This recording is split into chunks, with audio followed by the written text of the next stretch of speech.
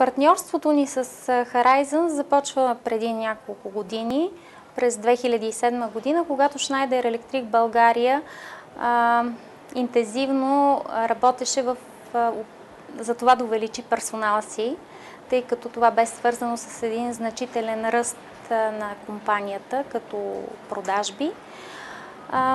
Същевременно HR екипа в нашата компания е много ограничен и когато малко хора работят в един отдел, тогава се разчита на партньори, които могат да ни помогнат да сме по-ефективни. Този партньор за нас беше Horizons.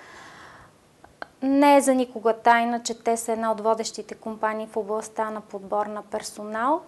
По-интересният ни опит с тях обаче е свързан с един друг аспект на бизнеса и в някаква степен с кризата. За съжаление, през 2009 година ни се наложи част от хората, които бяхме назначили през 2008 и 2007, да се разделим с тях поради намаления обем на бизнеса на компанията.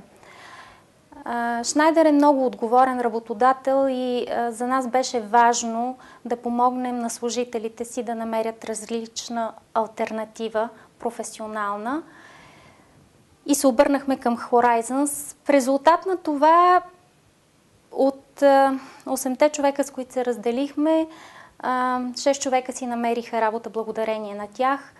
Другите си намериха работа самостоятелно, тъй като бяха добри професионалисти, познати на пазара.